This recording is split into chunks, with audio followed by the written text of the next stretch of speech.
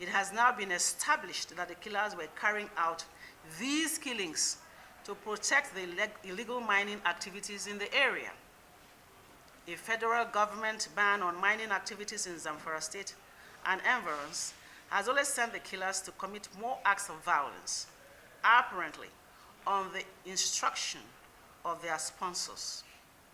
Knowing the damage that the Nigerian military is capable of inflicting on them, they have escaped into neighboring states where they continue to carry out attacks. These attacks are as mindless as they are senseless. The only ideology driving it is the instructions they take from some politicians that are sponsoring them. Their victims are random and have no history, connection, or contention with the killers. They kill just to create the sense of fear and insecurity that their sponsor crave for.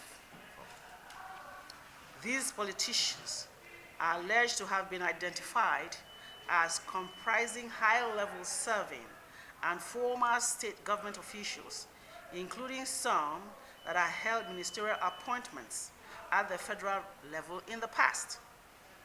The Zamfara State politicians have been found out to be the owners of the mining operations and other high-caliber Nigerians. At the very least, some of them are partners with the foreign firms that mine gold in Zamfara State, and this is a fact.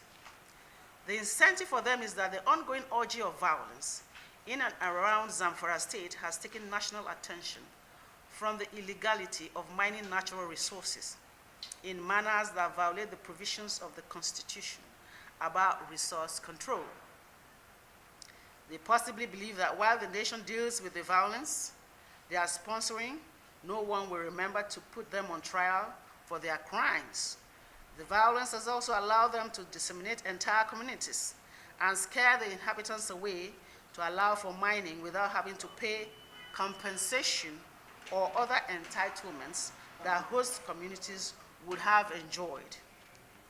The killings they have deployed has, unfortunately, impacted in unexpected ways, or they might have been aware of these consequences, and their greed still allow them to put themselves above the over 180 million Nigerians that could be imperiled. The killings have snuffed life out of able-bodied farmers, especially the youths, who would have grown food crops in the next farming season. It has also scared those still alive away from the region, with the result that there would not be enough farmers around when the planting season begins. The general security outlook has been created in the entire region is such that those that could potentially invest in agriculture for the next farming season will be compelled to take decisions that will not be friendly to large-scale food production. The spread of these killings to other states will equally replicate these ugly prospects and outcomes in these places. These dangerous potentials call for concerns, all of our concerns. You may wonder why we are here, raising alarm about faraway Zamfara states and around it. We will mention just two instances. If these killings should disrupt rice production, especially in Kebbi State, then we are in for a tough time, because we know how much rice from this place means to Lagos State and the rest of Nigeria.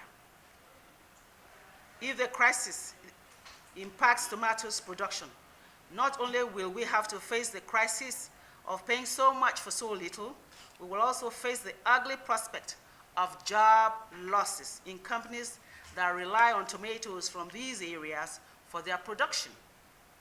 If these killings persist in Nigeria, the entire country faces the prospect of food shortages that will result in increased food price. It is doubtful that Nigerians can absorb the resulting price shock given the ongoing economic restructuring. Such potential hike in food prices has been known to have caused upheavals in many countries of the world. It is an outcome we must avoid at all costs. If we allow things to get out of hand and to get to that stage, no part of Nigeria would be spared. At this point, we would like to remind Nigerians that the sponsorship of Boko Haram by some politicians in the time past was initially dismissed as a conspiracy theory. But that was until key commanders of the terror groups were being arrested in the homes of the same politicians and being linked to important members of the political class. We also want to remind you that those empowered by these politicians later became estranged from those that commissioned them as assassins of political opponents. Today, Boko Haram is not only a Nigerian plague, but it is an international plague. They no longer respond even to those that allegedly first brought them together. It is on this note that we call on President Muhammad Buhari to take decisive actions against the alleged masterminders of politically motivated banditry, kidnapping, and the killings, wanton killings, going on in Zamfara State and other parts of the country. These alleged sponsors of the atrocities may be serving and former political office holders in Zamfara State and in the country, to the extent that they threaten the peace of Nigeria. The whole gamut of the applicable laws should be thrown against them. Calling attention to the security breaches and killings going on in the country, particularly the northwest part of the country. We should have ordinarily specifically mentioned Zamfara State, where so-called bandits have been wasting human lives with incessant killings.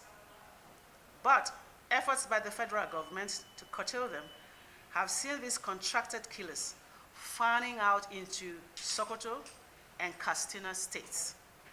The potentials are there for them to move further into Kebbi, Kano, and just any other state where the alleged sponsors direct them to go. This relocation of the killers has been confirmed by the Chief of Army Staff, Lieutenant General Tukur Buratai. Our concern is that the Northwest and the other parts of Nigeria are strategic remnant of food production axis that have not been destabilized by political jobbers that are deploying terrorism to extract political and economic advantage.